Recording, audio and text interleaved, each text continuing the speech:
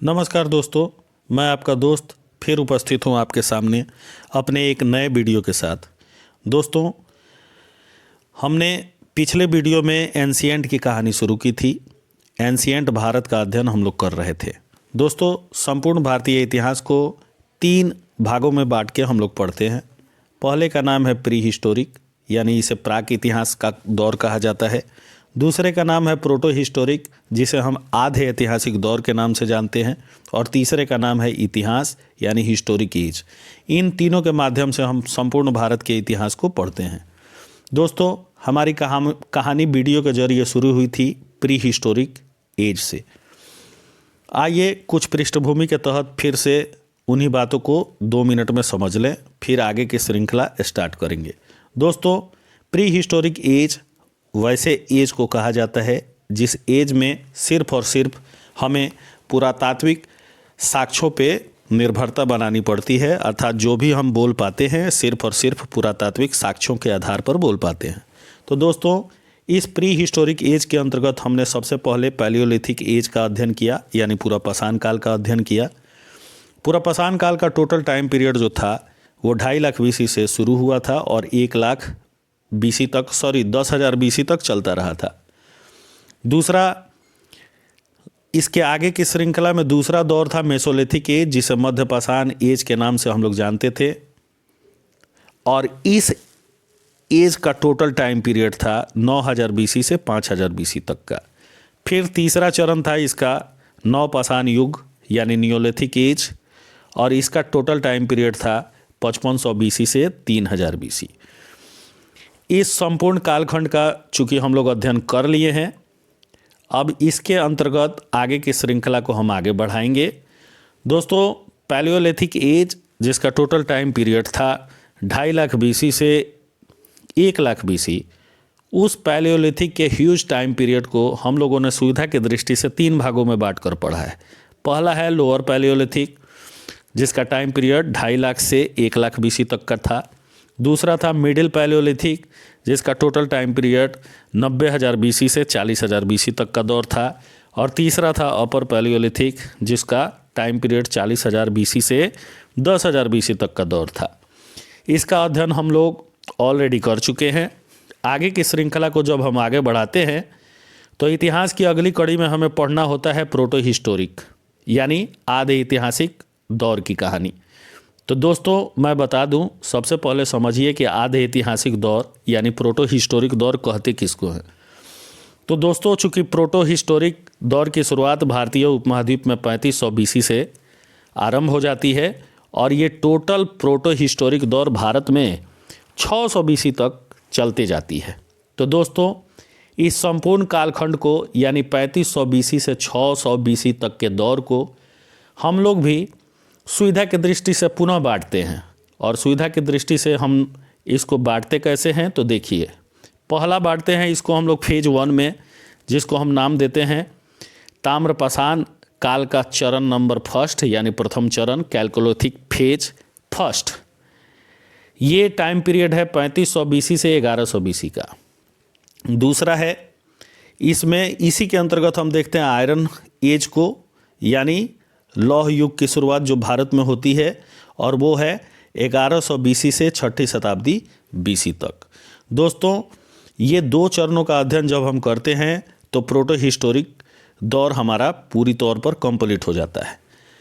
Proto historic दौर उस दौर को कहा जाता है जिस दौर में मनुष्य ने लेखन कला का इस्तेमाल करना सीख लिया था, बट अभी तक उनके लिखे गए चीज़ों को हम पढ़ने में कामयाब नहीं हैं, यानी आधुनिक मनुष्य अभी भी इनके लिखित साक्ष्यों को पढ़ने में नाकामयाब है।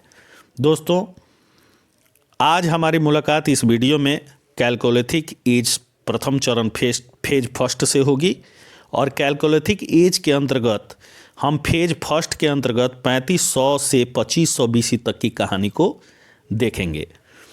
दोस्तों, ये 3500 BC से 2500 की जो कहानी है, ये बहुत कुछ अपने आप में कहती है। और क्या कहती है, तो देखिए, भारत में ज्यों ही नवपाषाण काल की समाप्ति होती है तो एक नए युग की शुरुआत भारतीय उपमहाद्वीप में होती है, और उसको हम लोग कैलकोलिथिक फेज 1 के नाम से जानते हैं। दोस्तों, हम जानते हैं कि नवपाषाण काल में मनुष्य समूहीकृत रूप से रहने लगा था। चूँकि अब वो गांव बसा चुका था, सामुदायिक रूप से व्यवस्थित रूप से रहने लगा था, उसकी बस्तियां अब अस्थायी रूप से स्थापित होने लगी थीं और इसी विकास के फलस्वरूप उसने कुछ संस्कृतियों का निर्माण कर दिया। इन संस्कृतियों को हम लोग विभिन्न नामों से जानते हैं, जैसे कि क्वेटा संस्कृति, कुल्लिनाल संस्कृति, सोथी संस्कृति, झोब संस्कृति, प्राक हड़प्पा संस्कृति और पंजाब हरियाणा संस्कृति। यानी 6 संस्कृतियों का हम अध्ययन करते हैं। ये कैलकोलिथिक चरण फर्स्ट का दौर है और इस दौर में हम लोग 6 संस्कृतियों का अध्ययन करते हैं। फिर कैलकोलिथिक फेज सेकंड में हम लोग एक कल्चर के बारे में पढ़ते हैं और उस चरण का नाम है हड़प्पा सभ्यता संस्कृति का दौर। ये कैलकोलिथिक चरण सेकंड की बातें हैं जो हम इंडस वैली सिविलाइजेशन के अंतर्गत पढ़ते हैं, यानी जब संस्कृतियों से शहर का निर्माण हो जाता है भारतीय उपमहाद्वीप में। और फिर चरण नंबर 3 जो है कैलकोलिथिक का, वो भी एक अलग कहानी बयान करता है और वो है कैलकोलिथिक फेज 3, जिसका टाइम पीरियड भारतीय उपमहाद्वीप में 2000 BC से 1100 BC है। और ये वह दौर है जब हड़प्पा सभ्यता विनष्ट हो चुकी थी, समाप्त हो चुकी थी और फिर शहरी सभ्यता गाँव में सिमट गई थी। और फिर भारतीय उपमहाद्वीप में रहने वाले लोगों ने निम्नलिखित संस्कृतियों का निर्माण किया, जिन संस्कृतियों में हम लोग देख सकते हैं आहार संस्कृति को, मालवा संस्कृति को, कायथा संस्कृति को, OCPW संस्कृति को और BRW संस्कृति को। इन संस्कृतियों का अध्ययन भी हम आधे ऐतिहासिक और कैलकोलिथिक फेज 3 के अंतर्गत करते हैं। फिर इसी कैलकोलिथिक फेज 3 की श्रृंखला को आगे बढ़ाते हैं और आधे ऐतिहासिक के अंतर्गत हम लोग आयरन कल्चर का भी अध्ययन करते हैं। और आयरन कल्चर के अंतर्गत हम 2 संस्कृतियों को देखते हैं। पहली संस्कृति है PGW संस्कृति जो उत्तर भारत के लिए फेमस थी और दूसरा है मेगालिथिक संस्कृति जो दक्षिण भारत में फैली थी। इसका जब कंप्लीट अध्ययन हम करते हैं तो हमारा प्रोटो हिस्टोरिक दौर पूरा हो जाता है।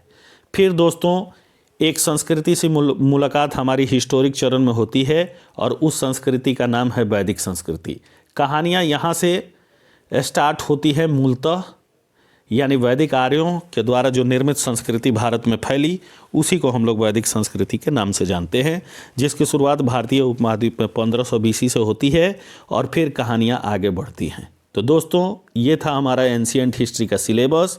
अब चलिए शुरू करते हैं हम आज की कहानी को और आज के इस वीडियो में हम लोग पढ़ेंगे मूलतः कैलकोलिथिक फेज 1 की कहानी को।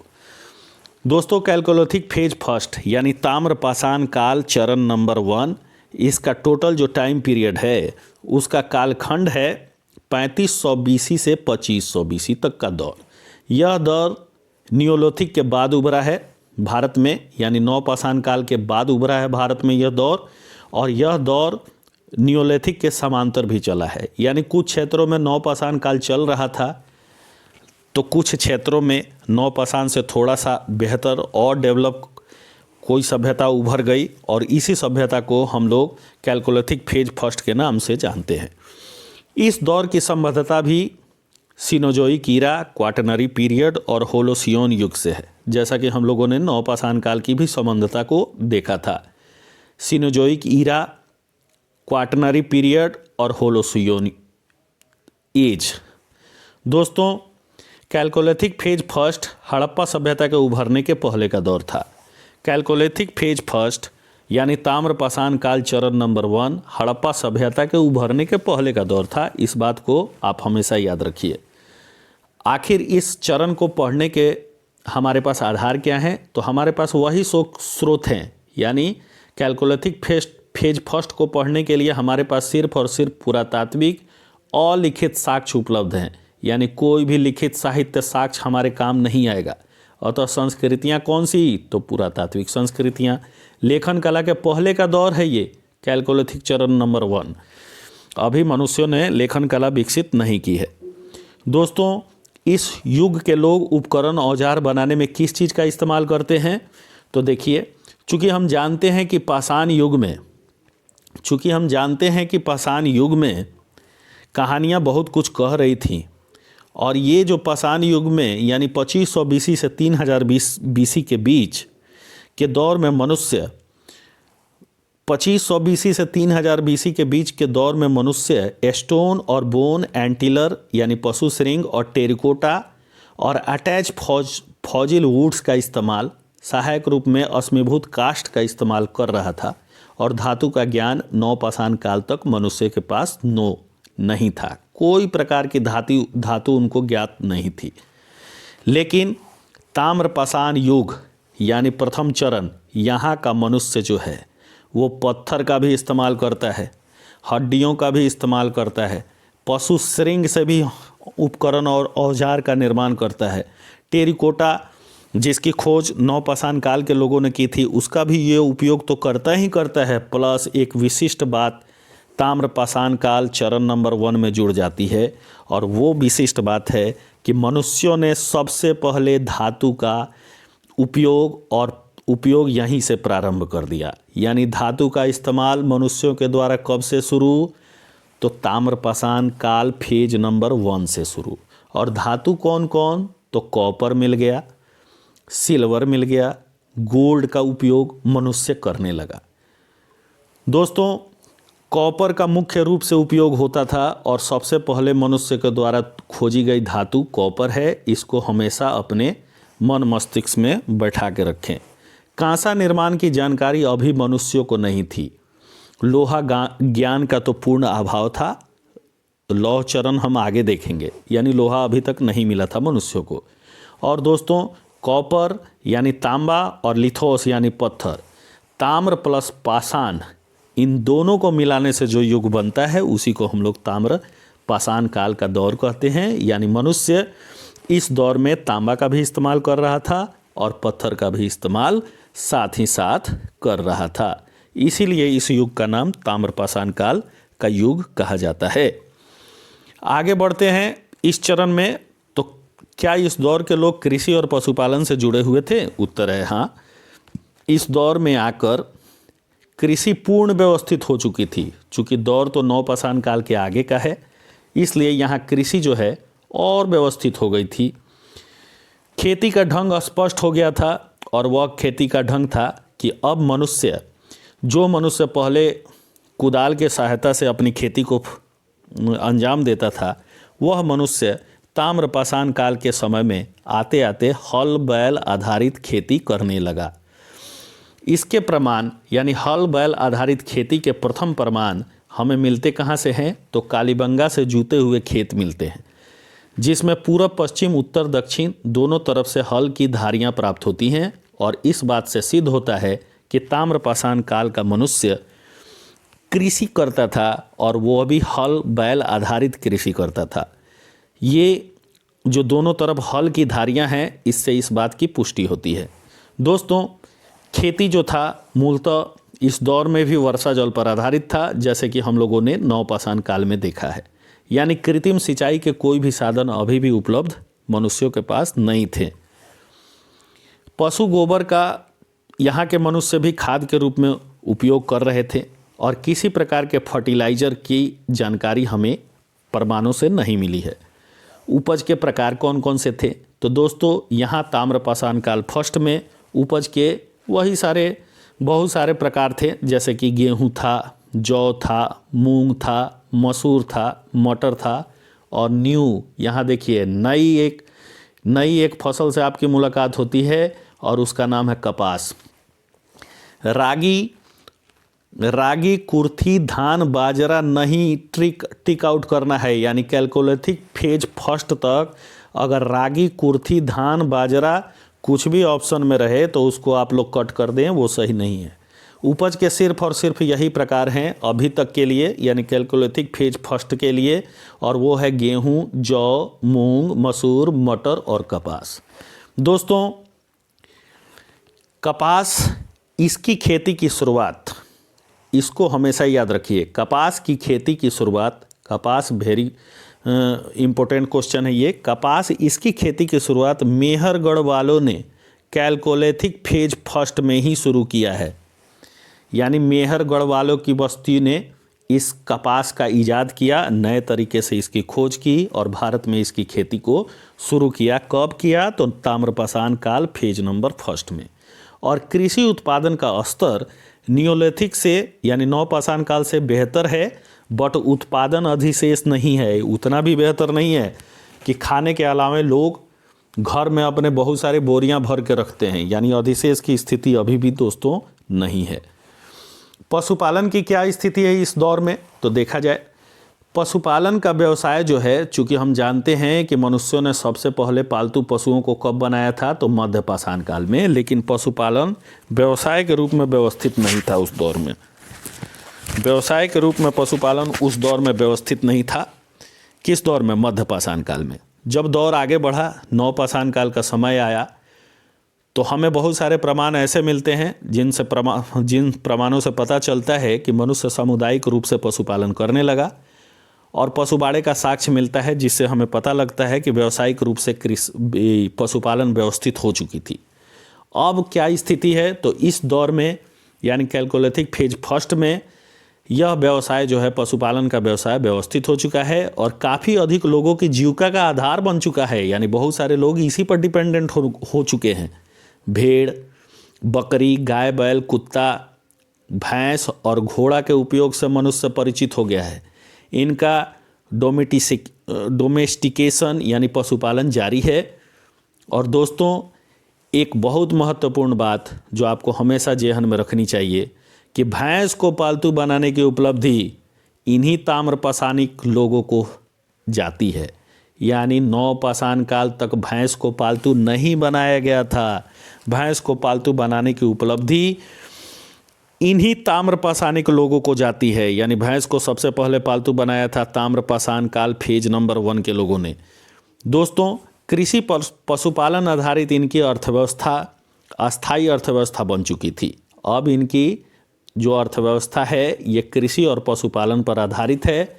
इसी से यानी कृषि से और पशुपालन से इनके जीविकोपार्जन होते हैं, अतः इनकी अर्थव्यवस्था को हम अस्थायी अर्थव्यवस्था मान सकते हैं।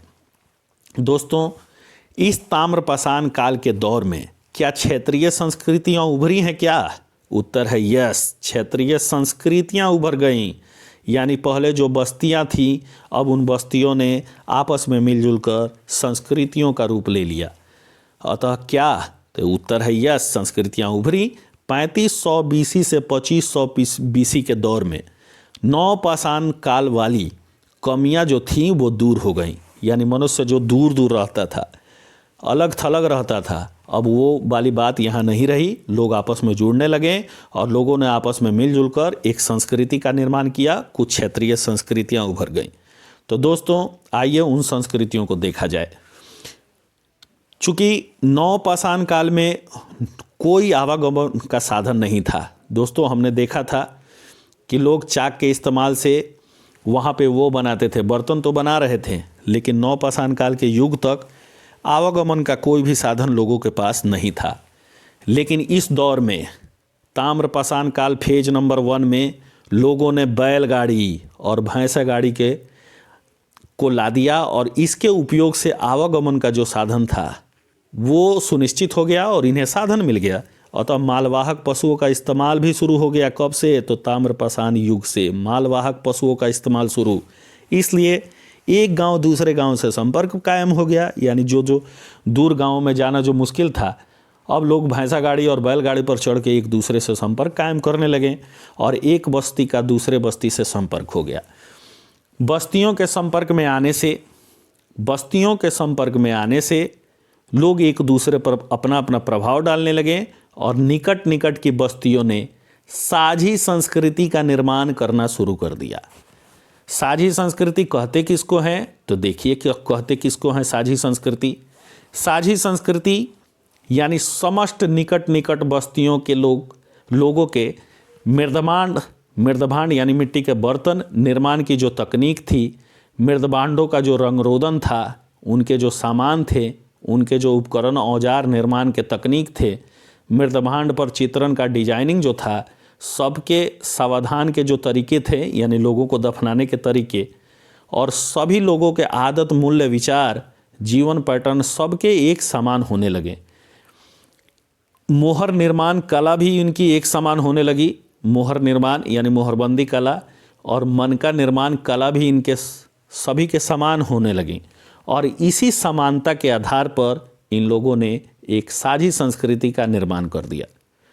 दोस्तों, पुरातत्व विज्ञान के अंतर्गत जब हम पुरातत्व विज्ञान का अध्ययन करते हैं तो पुरातत्व विज्ञान में शिल्पकारिता की कला जीवन शैली में समरूपता को ही हम संस्कृति के नाम से जानते हैं। तो यहाँ सवाल उठता है कि संस्कृति कहते किसको हैं? तो एक दूसरे से मिलती जुलती शिल्पकारिता की कला और जीवन शैली में समरूपता को यानी एक समान की विशेषता को ही हम संस्कृति के नाम से जानते हैं।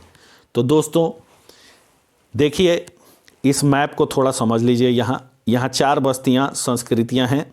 देखिए, यहाँ 3 बस्तियों का संस्कृति ये है जिसने एक संस्कृति बना ली, साझी संस्कृति। और यहाँ 4 बस्तियों की संस्कृति बनी, यानी जो लोग पहले अलग अलग रहते थे वो लोग आपस में मिलने जुलने लगे और उन्होंने सबके विशेषताओं को अपनाया और साझी संस्कृतियों का निर्माण कर डाला। कैलकोलिथिक फेज फर्स्ट दौर में 9 संस्कृतियाँ उभरती हैं और इन्हीं 9 संस्कृतियों को हम हड़प्पा सभ्यता के शुरू होने से पहले पढ़ते हैं। दोस्तों, अगर इन 9 संस्कृतियों की कहानी को हम बखूबी देख लिए तो हम हड़प्पा सभ्यता की उभरने की पृष्ठभूमि को देख लेंगे। और हड़प्पा सभ्यता भारतीय उपमहाद्वीप की पहली शहरी सभ्यता के रूप में विकसित हुई थी, इस बात को हम भली भांति जानते हैं। चलिए समझते हैं आगे की कहानी को। कैलकोलिथिक फेज चरण नंबर 1 यानी 9 संस्कृतियों का दौर। कैलकोलिथिक फेज फर्स्ट 9 संस्कृतियाँ उभरी। और ये कौन कौन सी संस्कृति थी? तो देखिए कौन कौन सी संस्कृति थी। पहली संस्कृति है मुंडीगाक संस्कृति।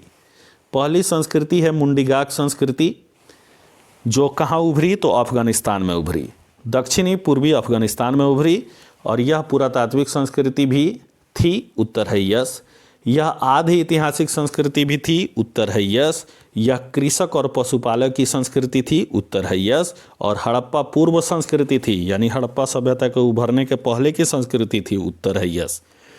यह क्षेत्रीय संस्कृति थी, उत्तर है यस। इन तमाम बातों पर उत्तर है यस। इससे संबंधित पुरास्थल हमें कौन कौन से मिलते हैं? तो इस संस्कृति से संबंधित यानी मुंडीगाक संस्कृति से संबंधित निम्नलिखित फेमस साइट हैं, जिन साइट को और उनकी विशेषताओं को हम आगे भी देखेंगे। और ये मुंडीगाक संस्कृति के जो साइट मिले हैं हमें, वो है, पहला है मुंडीगाक, दूसरा है सर्टुघोई और तीसरा है दे मोरासी हुंडई। यानी 3 नाम आपको याद रखने हैं जिनका संबंध मुंडीगाक संस्कृति से है। पहला है मुंडीगाक, दूसरा है सोटुघई और तीसरा है दे मोरासी हुंडई। ये 3 नाम फेमस हैं। दोस्तों, दूसरी संस्कृति का नाम है क्वेटा संस्कृति। क्वेटा संस्कृति पाकिस्तान की संस्कृति थी और पश्चिमी पाकिस्तान व मध्य बलूचिस्तान की संस्कृति थी। यह भी पुरातात्विक संस्कृति थी, यह भी आधे ऐतिहासिक संस्कृति थी और कृषक पशुपालकों की संस्कृति थी। हड़प्पा पूर्व फैली हुई संस्कृति थी, यह भी एक क्षेत्रीय संस्कृति थी। और इससे संबंधित जो पुरास्थल हमें प्राप्त होते हैं वो मिले हैं मेहरगढ़ से और कीली गुल मोहम्मद से। दोस्तों, तीसरी संस्कृति का नाम है कुल्लिनाल संस्कृति। कुल्लिनाल संस्कृति जो है ये भी पाकिस्तान की संस्कृति थी, पूर्वी बलूचिस्तान की संस्कृति थी। ये भी पुरातात्विक संस्कृति थी, आधे ऐतिहासिक संस्कृति थी, कृषकों पशुपालकों की संस्कृति थी, हड़प्पा के पहले की संस्कृति थी, क्षेत्रीय संस्कृति थी। और इससे संबंधित जो पुरास्थल मिले हैं वो है कुल्लिनाल, मेही और निंदोबारी। कुल्लिनाल, मेही और निंदोबारी, ये 3 साइट मिले हैं। चौथी संस्कृति का नाम है झोब संस्कृति। और झोब संस्कृति कहाँ फैली थी? तो ये पाकिस्तान की संस्कृति थी। गोमल घाटी क्षेत्र पाकिस्तान में फैली हुई थी और ये भी पुरातात्विक थी, ये भी आधे ऐतिहासिक संस्कृति थी। यह भी यानी झोब संस्कृति भी कृषकों और पशुपालकों की प्राथमिक बस्तियां थी। हड़प्पा पूर्व संस्कृति थी, क्षेत्रीय संस्कृति थी। और संबंधित पुरास्थल इसके जो मिले हैं वो है रानी घुंडई, राजा घुंडई, रहमान की ढेरी, तरकाई किला और गुमला। ये निम्नलिखित साइट्स मिले हैं। 5वीं संस्कृति के रूप में दोस्तों हमारे सामने जो नाम उभरता है उसका नाम है आमरी संस्कृति। आमरी संस्कृति भी पाकिस्तान की थी, सिंध क्षेत्र पाकिस्तान में फैली हुई थी। ये भी पुरातात्विक थी, आधे ऐतिहासिक थी, कृषकों पशुपालकों की संस्कृति थी, हड़प्पा पूर्व की संस्कृति थी, क्षेत्रीय संस्कृति थी। और इससे संबंधित जो पुरास्थल मिले हैं वो कहाँ कहाँ से, तो आमरी और कचिबेग से। आमरी और कचिबेग 2 साइट इससे संबंधित हैं। छठी संस्कृति के रूप में हम देखते हैं कोटदीजी फर्स्ट संस्कृति को। दोस्तों कोटदीजी फर्स्ट संस्कृति जो है वो भी पाकिस्तान की संस्कृति थी, सिंध क्षेत्र में फैली हुई थी, पुरातात्विक संस्कृति थी, आधे ऐतिहासिक थी, कृषक पशुपालकों की संस्कृति थी, हड़प्पा पूर्व की संस्कृति थी, क्षेत्रीय संस्कृति थी। और इससे संबंधित सिर्फ और सिर्फ एक साइट है और उस साइट का नाम है कोटदीजी। फिर है अगली संस्कृति, यानी हमारे पास जो उपलब्ध होती है 7वीं संस्कृति, उसका नाम है प्राक हड़प्पा पंजाब संस्कृति। दोस्तों ये जो संस्कृति थी प्राक हड़प्पा पंजाब संस्कृति, ये पाकिस्तान पंजाब क्षेत्र पाकिस्तान में फैली हुई थी।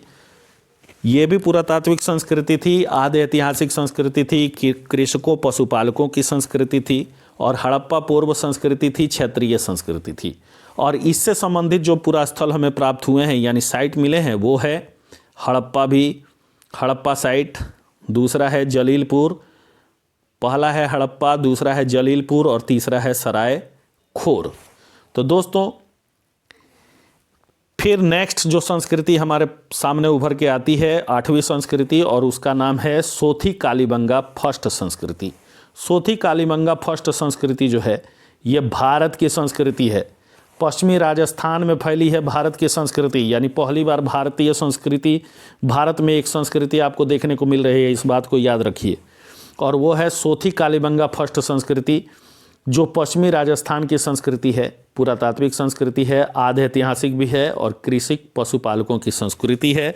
हड़प्पा पूर्व की संस्कृति है सोथी कालीबंगा फर्स्ट संस्कृति, और यह भी क्षेत्रीय संस्कृति है।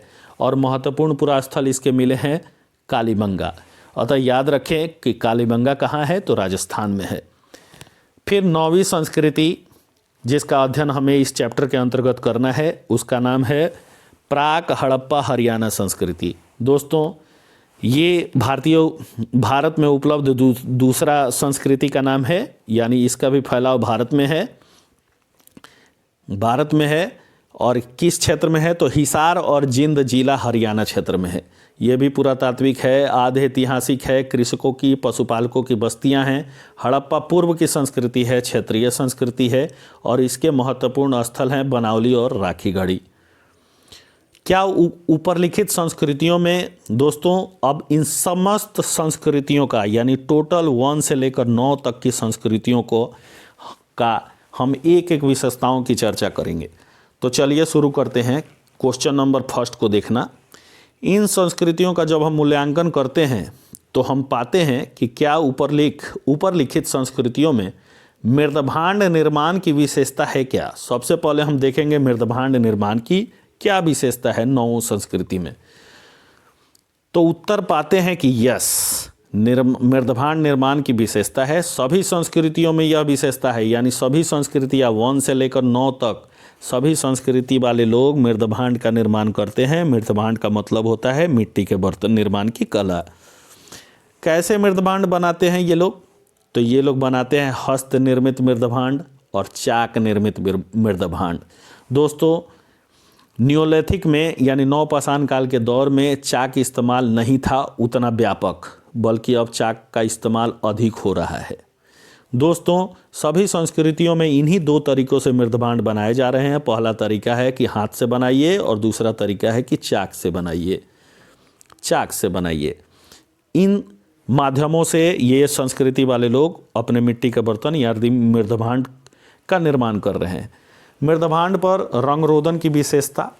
अब चलिए ये महत्वपूर्ण क्वेश्चन है हमारे लिए कि कौन से मृदभांड पर कैसे रंग लगाए जाते हैं। तो दोस्तों क्वेटा संस्कृति यानी जो पाकिस्तान के तरफ की संस्कृति है, यहाँ पे पांडु रंग परंपरा है, यानी बफ वेयर की इस्तेमाल की जा रही है, पांडु रंग परंपरा। कुन्नीलाल संस्कृति भी पाकिस्तान में है, यहाँ पात्र परंपरा है, यानी पिंक बनाते हैं, बफ प्लस पिंक बनाते हैं। तीसरा है झोब संस्कृति जो पाकिस्तान की है।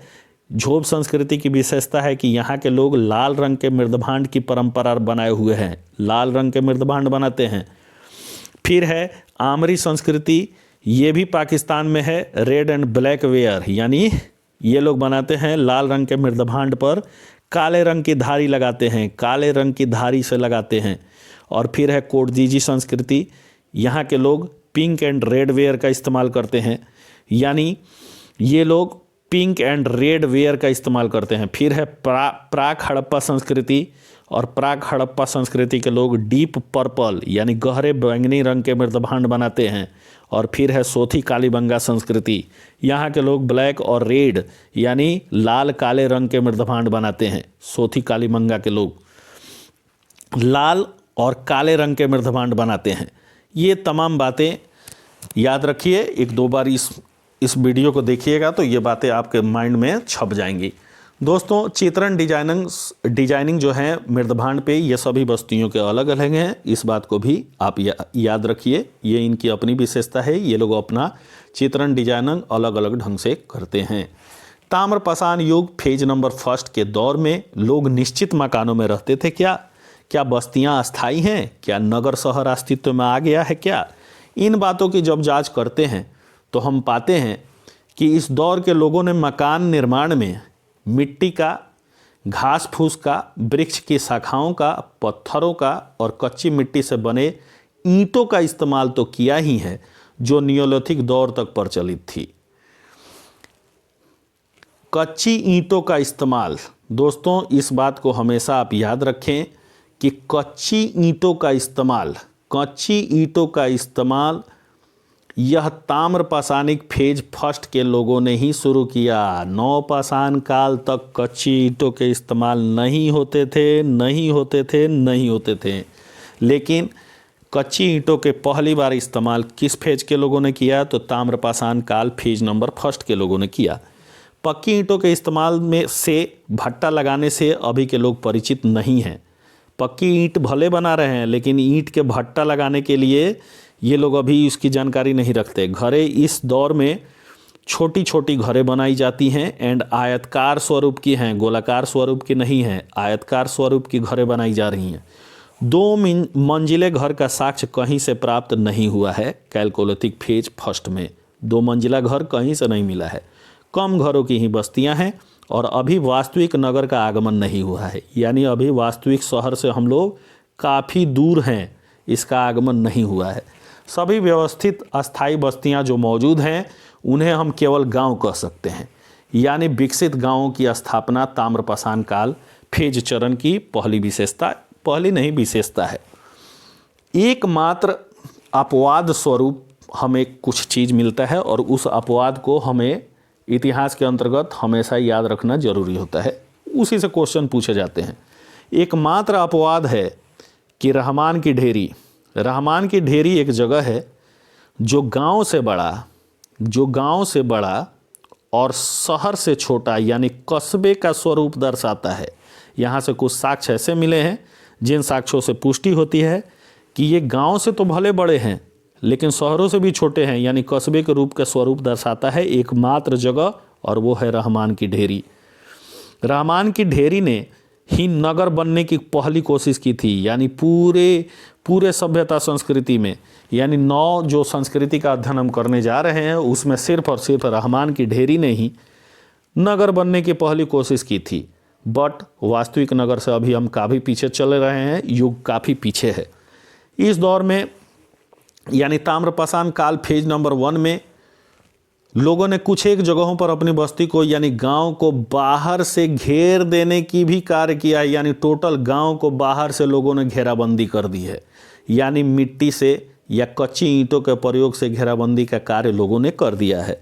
यानी दुर्गीकरण की विशेषता या घेराबंदी की विशेषता, या तो कहें किलेबंदी की विशेषता, या सुरक्षा दीवार बनाने की विशेषता, या कहें कि रक्षा प्राचीर बनाने की विशेषता इस दौर के लोगों ने ही शुरू की है, और वह महत्वपूर्ण दौर है ताम्रपाषाण काल फेज नंबर 1। ऐसे प्रमाण हमें कहाँ से मिलते हैं, यानी सुरक्षा दीवार बनाने के प्रमाण हमें मिलते हैं कहाँ से? तो देखिए, रहमान की ढेरी से, गुमला जगह से, तरकाई किला से, कोटदीजी फर्स्ट से, कालीबंगा फर्स्ट से, रानी घुंडई से, हड़प्पा सभ्यता नहीं, ये हड़प्पा जगह है, और फिर सरायखोर से बाह्य घेराबंदी के प्रमाण प्राप्त होते हैं, और सभी जगहों से ऐसा प्रमाण नहीं भी प्राप्त हुआ है, कुछ कुछ जगहों से, यानी इन्हीं जगहों से प्राप्त होते हैं, सभी जगहों से नहीं होते हैं। चलिए आगे देखते हैं, कला के संदर्भ में क्या कोई नवीन कला का जन्म हो गया क्या यहाँ। तो दोस्तों,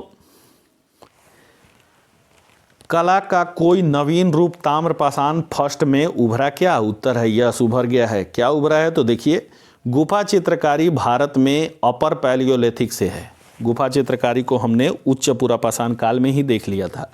मेसोलिथिक का जब दौर आया, यानी मध्यपाषाण का जो दौर आया, उस दौर में भी ये था गुफा चित्रकारी, और नवपाषाण काल के दौर में भी था। रॉक पेंटिंग, केव पेंटिंग यानी गुफा चित्रकारी और पहाड़ों पे लिखना, यानी गुफा चित्रकारी की विशेषता भारत में पहले से मौजूद थी। अब ताम्रपाषाण युग फर्स्ट है। और इस दौर में लोगों ने क्या शुरू कर दिया? तो लोगों ने एक महत्वपूर्ण कार्य शुरू कर दिया है, और वो है मिट्टी की छोटी छोटी मूर्तियों का निर्माण लोगों ने शुरू कर दिया। इसके लिए मटेरियल ये लेते क्या हैं? तो मिट्टी लेते हैं। मेथड इनके क्या हैं? यानी इनकी जो टेक्नोलॉजी है वो है चिपकौआ विधि, यानी हाथ के अंगूठे का इस्तेमाल करके, जैसे आज भी बच्चे छोटी छोटी मूर्तियां बनाते हैं, यानी हाथ के अंगूठे का इस्तेमाल करके ये अंग प्रत्यंग जोड़ के उसको मूर्ति बना देते हैं। इनके आकार क्या हैं? तो दोस्तों, इन मूर्तियों के आकार अत्यंत छोटे छोटे हैं। विषय क्या है? तो विषय हैं, ये मूर्ति बनाए जा रहे हैं मनुष्यों के, पशु पक्षियों के, खिलौनों के, सीटियों के और झुनझुनों के। उद्देश्य क्या है? तो दोस्तों, इस दौर में जो मूर्ति का निर्माण हो रहा है उसके बहुत सारे उद्देश्य हैं, जैसे इनके धार्मिक उद्देश्य भी हैं और गैर धार्मिक उद्देश्य भी हैं, यानी मनोरंजन के लिए भी ये मूर्तियाँ बनाई जा रही हैं। ऐसी छोटी छोटी मूर्तियों को कहते क्या हैं? तो दोस्तों, इन छोटी छोटी मूर्तियों को ही इतिहास के अंतर्गत हम लोग मेढ़ मूर्ति के नाम से जानते हैं। मेढ़ मूर्ति यानी छोटी छोटी मूर्तियाँ।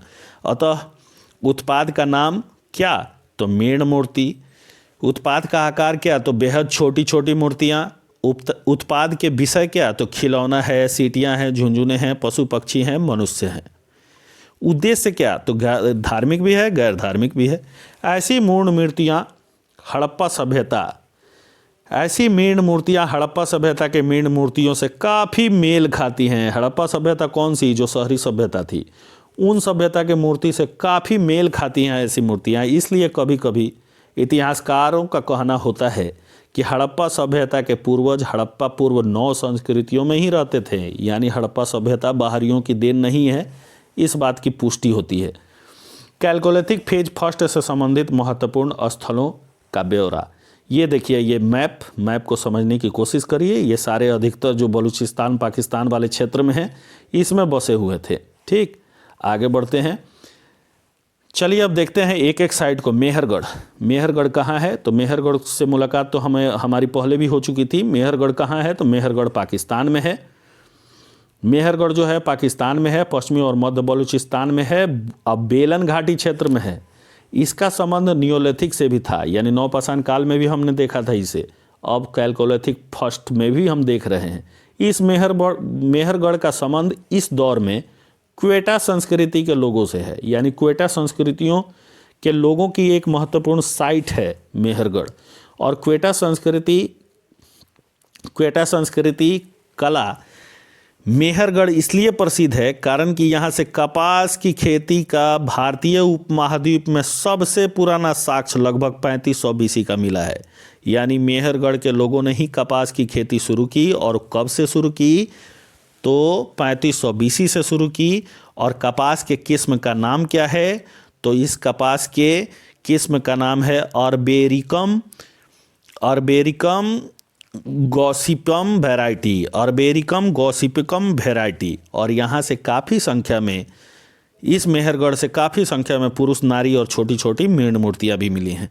यहाँ से भैंस को पालतू बनाने का उत्तम प्रमाण भी प्राप्त होता है मेहरगढ़ से। यानी 3 चीज़ें मेहरगढ़ के संदर्भ में याद रखने हैं कि भैंस को पालतू बनाने का सबसे उत्तम प्रमाण कहाँ से मिलता है? तो मेहरगढ़ से मिलता है। 3500 BC के आसपास भैंस को पालतू बनाया जा चुका था। फिर मेहरगढ़ से कपास की खेती की शुरू होने के प्रमाण मिलते हैं, यह सबसे पहला प्रमाण है, इस बात को हमेशा याद रखिए। फिर दूसरी साइट है किले गुल मोहम्मद। किले गुल मोहम्मद जो पाकिस्तान में है, पश्चिमी और मध्य बलूचिस्तान में है, बोलन क्षेत्र में है और कच्ची मैदान में है। यह कैलकोलिथिक फेज फर्स्ट और फेज 2 यानी दोनों से संबंधित है। किले गुल मोहम्मद, यहाँ वाला किले गुल मोहम्मद जो है वो क्वेटा संस्कृति का एक स्थल है और यहाँ से भी हमें काफ़ी अधिक मिट्टी के बर्तन प्राप्त हुए हैं। मिट्टी के बर्तन काफ़ी अधिक मिले हैं और जिन पर डिजाइन काले रंग का ज्यामितीय डिजाइन बना है। इस चरण में सबसे अधिक मिट्टी के बर्तन यहीं से प्राप्त हुए हैं। यहाँ से प्राप्त मिट्टी के बर्तन की यानी किले गुल मोहम्मद से प्राप्त मिट्टी के बर्तन की ज्यामितीय डिजाइन हड़प्पा सभ्यता के बर्तनों से मेल खाता है। इसलिए कुछ विद्वान मानते हैं कि हड़प्पा का जन्म शायद इन्हीं 9 संस्कृतियों से हुआ है। फिर आगे बढ़ते हैं। तीसरा है साइट, महत्वपूर्ण साइट मेही जो पाकिस्तान में है। मेही कहाँ है तो पाकिस्तान में है और पूर्वी बलूचिस्तान में है। मेहरगढ़ और किले गुल मोहम्मद के पूरब का यह स्थल है। यह कुल्लिनाल संस्कृति का स्थल है। मेही जो है कुल्लिनाल संस्कृति का स्थल है और सबसे विख्यात स्थल यही है। यहाँ से हमें तांबे का काफ़ी अधिक सामान मिला है। मेही से हमें तांबे का काफ़ी अधिक सामान मिला है, इस बात को हमेशा याद रखें। तांबे के पीन मिले हैं, तांबे के कांटे मिले हैं, मछली पकड़ने का तांबे का कांटा मिला है और तांबे का बना दर्पण भी यहाँ से मिला है। किस जगह से तो मेही से। ऐसे सामानों से हड़प्पा सभ्यता के सामान भी मेल खाते हैं। इसलिए विद्वान मानते हैं कि हड़प्पा का जन्म इन्हीं 9 संस्कृतियों से हुआ है। मेही की प्रसिद्धि एक वजह से और भी है और वो है कि यहाँ के से मृतकों को जलाने और मृतकों को दफनाने दोनों के साक्ष्य प्राप्त होते हैं। यानी मेही के लोग मृतकों को जलाते भी थे और मृतकों को दफनाते भी थे। यानी आंशिक कलश सावधान का भी साक्ष्य देता है मेही। ऐसे मृतकों के साथ अपनाई जाने वाली प्रक्रिया हड़प्पा सभ्यता से मेल खाती है। इसलिए विद्वानों का मानना है कि हड़प्पा सभ्यता का जन्म कैलकोलिथिक फर्स्ट से ही हुआ था। चौथा साइट है रानी घुंडई। रानी घुंडई पाकिस्तान में है। गोमल घाटी क्षेत्र पाकिस्तान में है। झोब संस्कृति का एक विख्यात स्थल है जिसका नाम है रानी घुंडई। रानी घुंडई की प्रसिद्धि के पीछे 5 कारण हैं। पहला कारण है कि तांबे के सामान खूब प्राप्त हुए हैं। तांबे के पीन मिले, तांबे के कांटे मिले हैं, तांबे की कटार मिली है, तांबे का प्याला मिला है। दूसरा इसकी प्रसिद्धि का कारण है कि बाल में लगाने वाला फीता भी यहाँ से मिला है, जैसा मोहनजोदड़ो से हमें प्राप्त होता है। और मोहनजोदड़ो क्या है तो मोहनजोदड़ो एक साइट है जो हड़प्पा सभ्यता, शहरी सभ्यता का एक साइट है। और तीसरा प्रसिद्धि का कारण है रानी घुंडई का कि घोड़े की काफ़ी अधिक हड्डियां प्राप्त हुई हैं। उत्खनन से घोड़े की मेढ़ मूर्तियां भी प्राप्त हुई हैं। अतः प्रमाणित होता है कि हड़प्पा सभ्यता के काफ़ी पहले से ही लोग पाकिस्तानी क्षेत्र में घोड़े को पालतू बनाकर उसे उपयोग में ला चुके थे। और रानी घुंडई के टीले से प्राप्त मिट्टी के बर्तन पर बार बार जो कुकदमान वृषभ यानी कुबड़ वाले सांड जो दिखता है, जिसे हम्प डबुल के नाम से जाना जाता है, वह भी हड़प्पा सभ्यता से मेल खाता है। दोस्तों, रानी घुंडई टीला की बस्ती के बाहर लोगों ने मिट्टी और कच्ची ईंटों से सुरक्षा दीवार भी बनाए हैं। यह बाह्य दुर्गीकरण की विशेषता है हड़प्पा सभ्यता के जैसे। अतः याद रखें कि नवपाषाण काल के बाद उभरी कैलकोलिथिक फेज में और कैलकोलिथिक सेकेंड में यानी हड़प्पा सभ्यता में इसका विकास क्रमिक रूप से हुआ है, सनय हुआ है। यानी बाहरियों ने हड़प्पा सभ्यता का निर्माण नहीं किया था। यहाँ के खुद के लोगों ने, 9 संस्कृतियों के लोगों ने मिलजुल कर एक शहरी सभ्यता का निर्माण किया था। इस बात की सिद्धि यहाँ से प्राप्त प्रमाणों के आधार पर हो जाती है। दोस्तों, अगला साइट है हमारे लिए महत्वपूर्ण तरकाई किला, जो तरकाई किला जिसका उर्फ नाम लीवान भी है। यह पाकिस्तान में है, गोमल क्षेत्र में है। इसका संबंध झोब संस्कृति से है। तरकाई किला और लीवान का संबंध किससे है तो झोब संस्कृति से है। और ये 3 कारणों से फेमस है। पहला कि सभी प्रकार के फसल का प्रमाण यहाँ से लीवान से मिलता है। यानी गेहूँ भी मिलता है, जौ भी मिलता है, मूंग के फसल का, मटर का, मसूर का और कपास को छोड़कर सभी प्रकार की खेती का प्रमाण यहाँ से मिलता है। तरकाई किला के ठीक पड़ोस में लीवान जगह से पत्थर के बने, तरकाई किला के ठीक बगल में लीवान जगह है, वहाँ से बने पत्थर के बने सैकड़ों कृषक के औजार मिले हैं। चाहे वो खुरपी हो, चाहे वो कुदाल हो, चाहे वो दांतेदार आरी हो, चाहे हंसिया हो इत्यादि। यह कृषक औजार निर्माण कारखाना सा लगता है, यहीं से बने औजार हर जगह भेजे जाते हैं ऐसा लगता है, ऐसा प्रतीत होता है। कच्ची ईंटों से घेराबंदी का भी साक्ष्य प्राप्त होता है। फिर नेक्स्ट साइट है रहमान की ढेरी। रहमान की ढेरी जो है पाकिस्तान में है, गोमल घाटी में है। इसका संबंध कैलकोलिथिक फेज फर्स्ट और कैलकोलिथिक सेकेंड यानी दोनों से है। झोब संस्कृति का क्षेत्र है रहमान की ढेरी और कृषक पशुपालकों की बस्ती है। शिल्पी दस्तकार भी लोग यहाँ रहते हैं और कच्ची ईंटों से बस्ती को घेराबंदी भी किया गया है हड़प्पा सभ्यता के समान। और एकमात्र कैलकोलिथिक फर्स्ट का स्थल जो गांव से बड़ा, ये सबसे महत्वपूर्ण है, इसको याद रखें, VVI है कि एकमात्र कैलकोलिथिक फेज फर्स्ट का वह स्थल जो गांव से बड़ा, नगर शहर से छोटा लेकिन कस्बा होने का साक्ष्य देता है। अतः साबित होता है कि हड़प्पा सभ्यता काल में ही नगर का अचानक आगमन नहीं हो गया, बल्कि पहले गांव बना, गांव से कस्बा संक्रमित हुआ और संक्रमित होकर एक नगर और शहर के रूप में व्यवस्थित हुआ। हड्डियों से बने मोहर, हड्डियों के बने मोहर और धातु के बने मोहर, लाजवर्त पत्थर के बने हुए सामान, फिरोजा पत्थर के बने हुए सामान और कुछ चट पत्थर के बने हुए प्रारंभिक बाट बटखरे भी यहाँ से प्राप्त होते हैं। व्यापार वाणिज्य से जुड़ी गतिविधियों की जानकारी भी हमें यहाँ से मिलती है और कुछ चित्रात्मक लिपि के भी प्रमाण यहाँ से मिलते हैं, बट इसे इतिहास में स्वीकार नहीं किया गया है।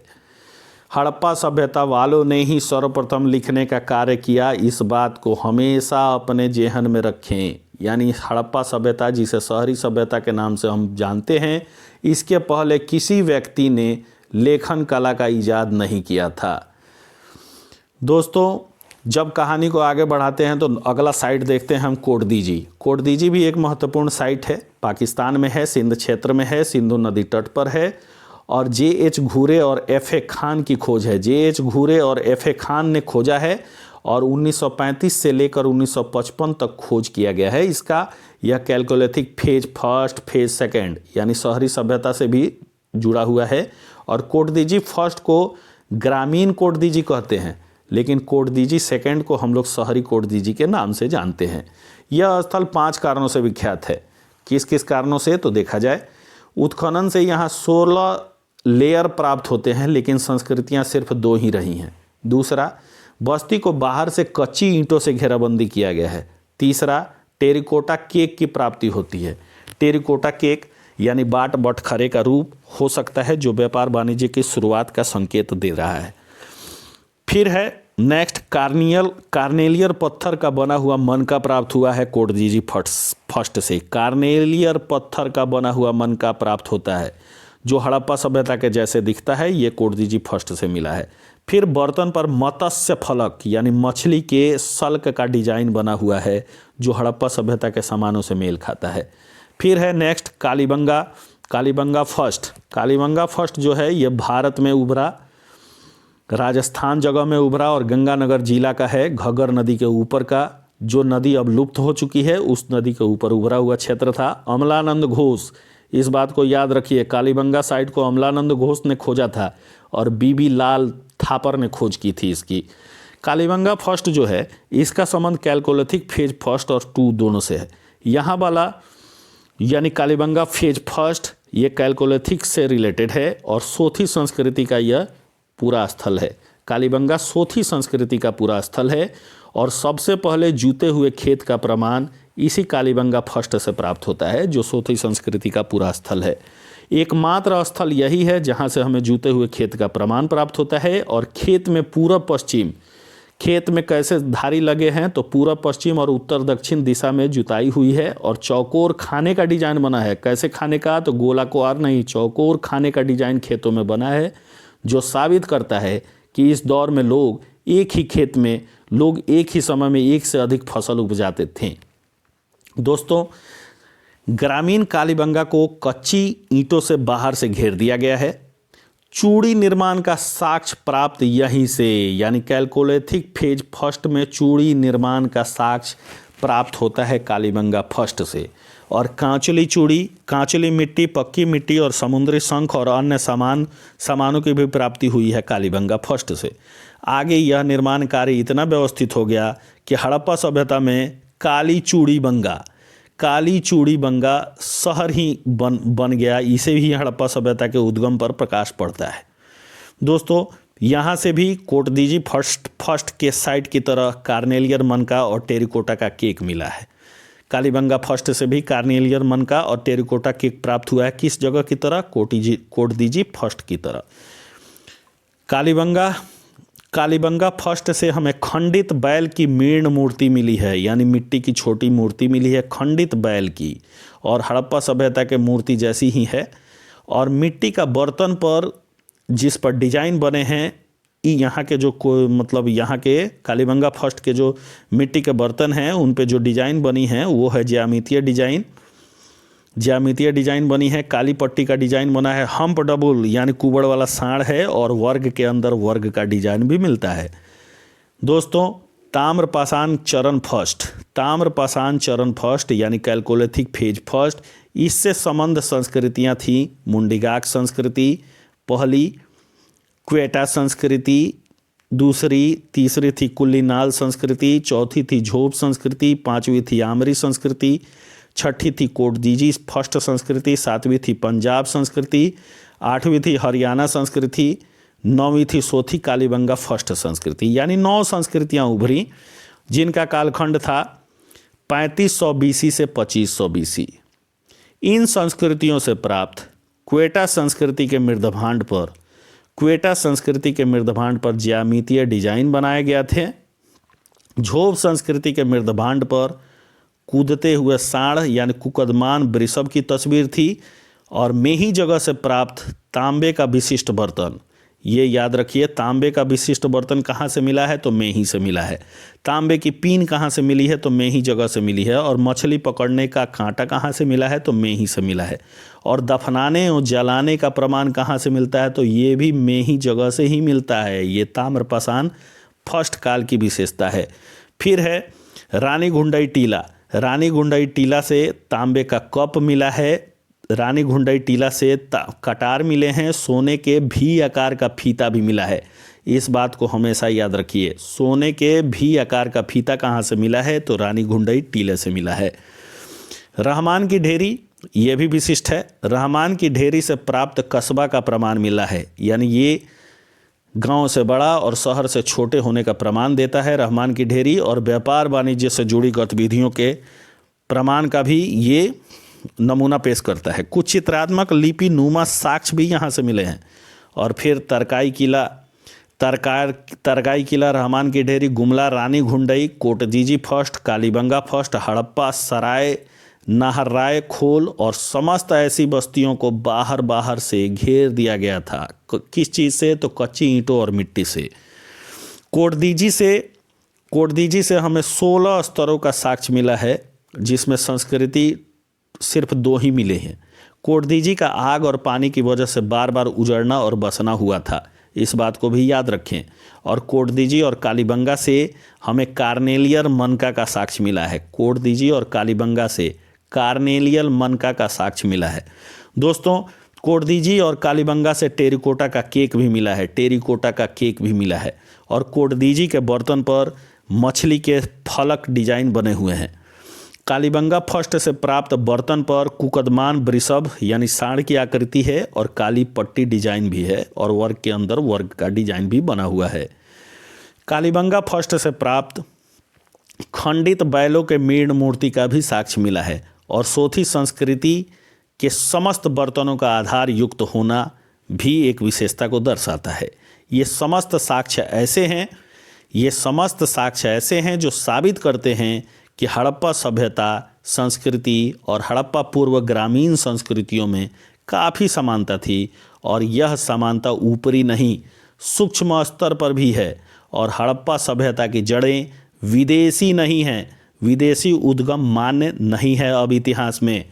इसलिए हड़प्पा सभ्यता का जन्म मेसोपोटामिया की प्रेरणा से नहीं हुआ, इस बात का खंडन करता है। और ये मत था कि हड़प्पा सभ्यता का जन्म मेसोपोटामिया के प्रेरणा से हुआ है, ये कथन था व्हीलर का और गॉर्डन चाइल्ड का सिद्धांत था। बस इस सिद्धांत का खंडन हो चुका है। फिर हड़प्पा सभ्यता का जन्म ईरान की प्रेरणा से नहीं हुआ, हड़प्पा सभ्यता का जन्म फिलिस्तीन की प्रेरणा से नहीं हुआ। फिलिस्तीन का मत कौशाम्बी जी देते थे, यानी हड़प्पा सभ्यता का जन्म अचानक भी नहीं हुआ है। हड़प्पा सभ्यता का जन्म तो क्रमिक विकास की प्रक्रिया से हुआ है। हड़प्पा सभ्यता का जन्म देशीय है, यानी हड़प्पा सभ्यता जो शहरी सभ्यता जन्मी भारत में, उसका जन्म देशीय आधार से हुआ और शनय शनय इसका जन्म हुआ, कर्मिक रूप से इसका जन्म हुआ और कैलकोलिथिक फेज फर्स्ट की 9 संस्कृतियों से विकसित होकर 2700 BC के आसपास इसका जन्म संभव हुआ। अधिकतम यही निष्कर्ष हमें सच्चाई के करीब पहुंचाता है। दोस्तों, भारत ऑब्लिक भारतीय उपमहाद्वीप के लिए इतिहास में कई प्रचलित नाम आए हैं जो हमें देखने को मिलेंगे। उन नामों को हमेशा अपने जेहन में रखिए। पहला नाम है भारत। पहला नाम है हमारे देश का भारत, जो स्वयं भारतीयों की देन है। दूसरा नाम है भारतवर्ष, जो ये भी भारतीयों की देन है। तीसरा नाम है आर्यवर्त, ये भी भारतीयों की देन है। और चौथा नाम है जम्बूद्वीप, ये भी खुद भारतीयों की देन है। फिर एक नाम मिलता है हमें हिंदूग, ये प्राचीन ईरानियों की देन है। हिंदुस्तान, ये मध्यकालीन ईरानी और अरबवासियों की देन है।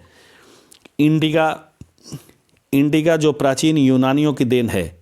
इंडिका, ये भी प्राचीन यूनानियों की देन है। इंडिया मध्य यूरोपियनों की देन है, इंडिया। और इंतुकु, सिंतुकु और तियंसु, ये प्राचीन चीनियों की देन है।